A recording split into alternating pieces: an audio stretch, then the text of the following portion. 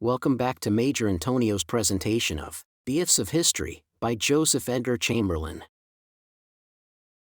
Chapter 13, If Lafayette Had Held the French Reign of Terror in Check.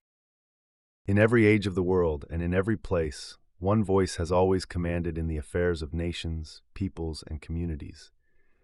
If oligarchies, legislatures, groups, or cabals have seemed to bear sway, it has nevertheless been true that in each of these groups, from time to time, the influence of some individual has been preponderant. The freest republics are an organization of this principle, a willing submission of the many to the leadership of chosen men. In times of stress and strife and change, it is impossible that strong men should not seize the reins of power, no matter what political system exists, no matter what anarchy tends to prevail.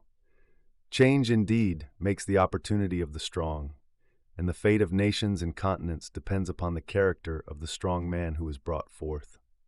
If he is good, as Washington was good, his fellow countrymen derive lasting and unmeasured benefit from his grasping of his opportunity.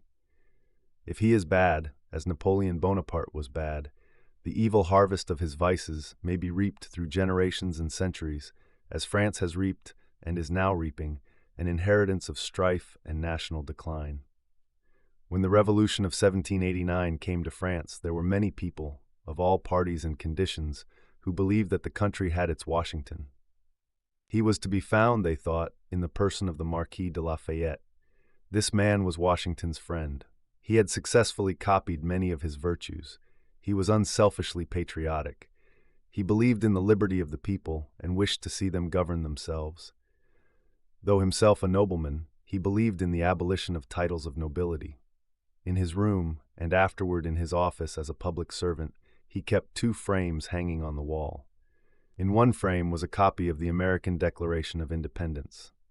The other frame was empty, but it bore the legend, "This space awaits the French Declaration of Independence." When the Revolution broke out, Lafayette was called by the people to the center of real power, the command of the troops in Paris. Both king and people trusted him.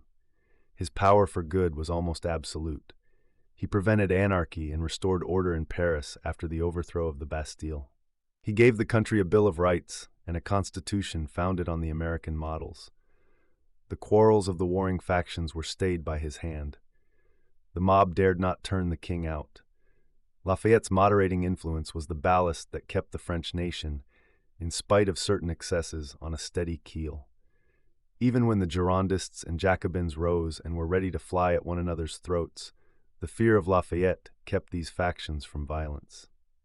If he had maintained this influence, if he had preserved the sagacity and boldness to side with the people and lead them, the French nation might have been saved from anarchy, reaction, the tyrannies of emperors and of mobs, and the slow degeneration that has followed its long diet of gunpowder.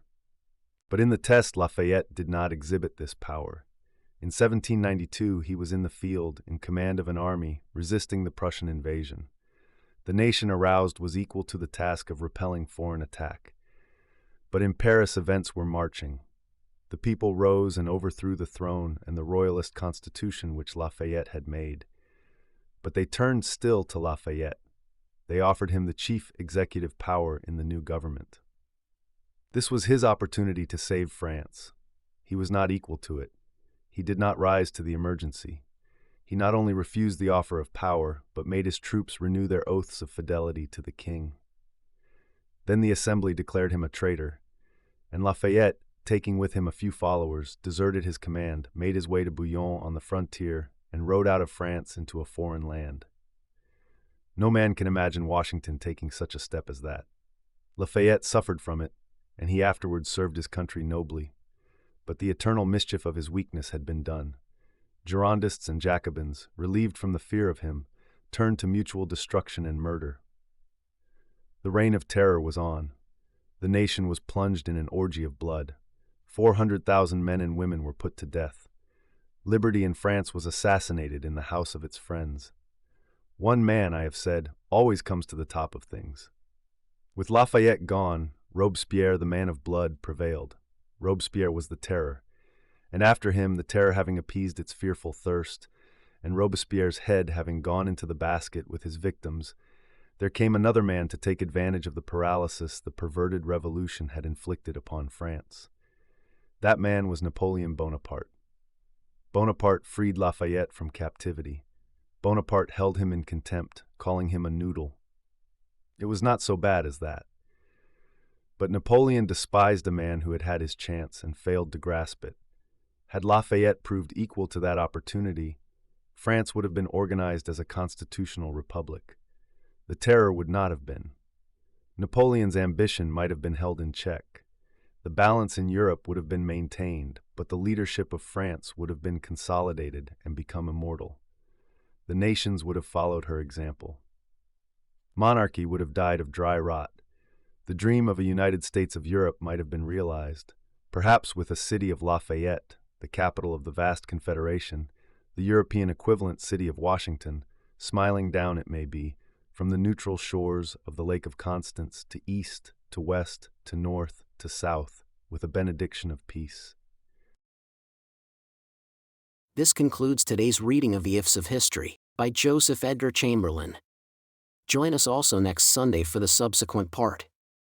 Subscribe to Major Intonio's channel. Thank you for listening, and so long.